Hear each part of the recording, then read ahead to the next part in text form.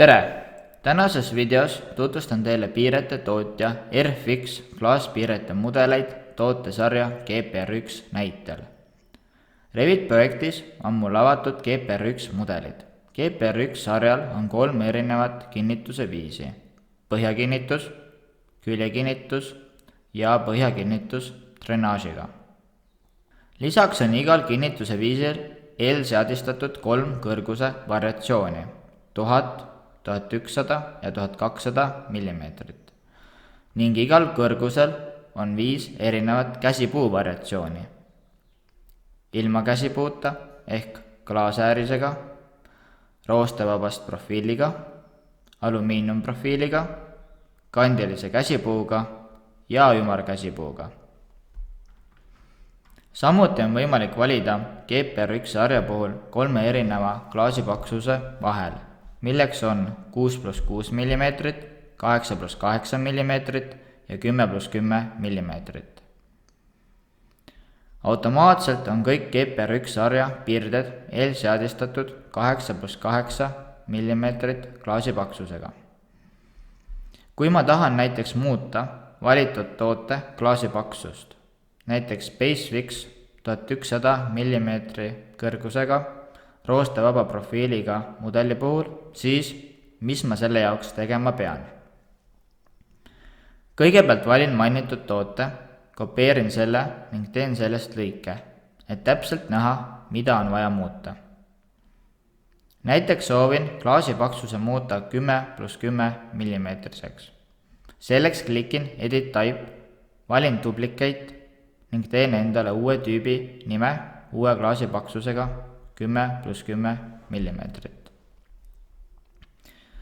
Seejärel muudan Identity data alt ka mudeli nimes klaasipaksuse 10+10 mm. Siis klikin Construction alt Edit ning avanevas vaates võtan esimese valiku Glass ning veeru Profile alt otsin uue klaasprofiili 10+10 mm. Seejärel klikin OK.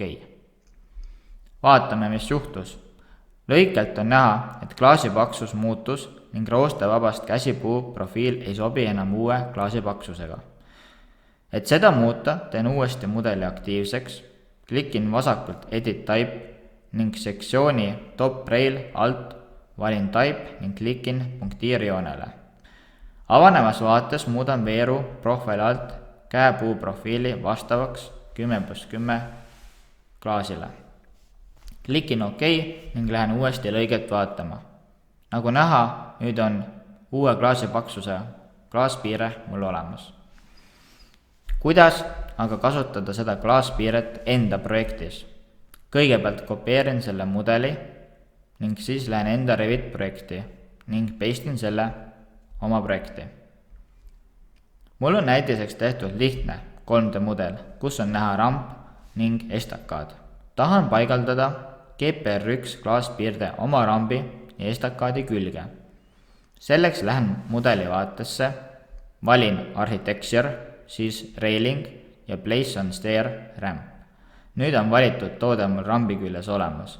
Nüüd muudan ka klaaspiirde suunda, et see asetseks õigesti rambil.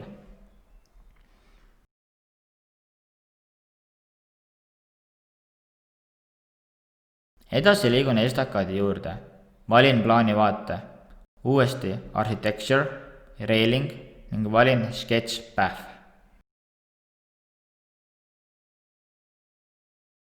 Seejärel valin punktid, mille vahel klaaspiire tõmmata.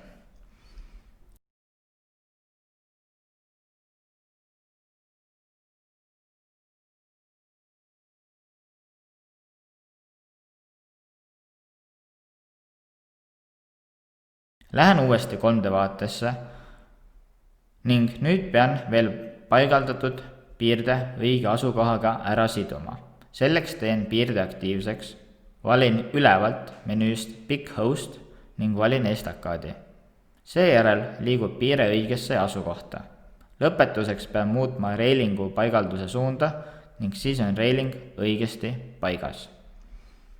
Täna on RFX poolt valikus eelseadistatud GPR1 ja GPR3 täisklaaspiirete Revit mudelid. meeldivat kasutamist ja avastamist!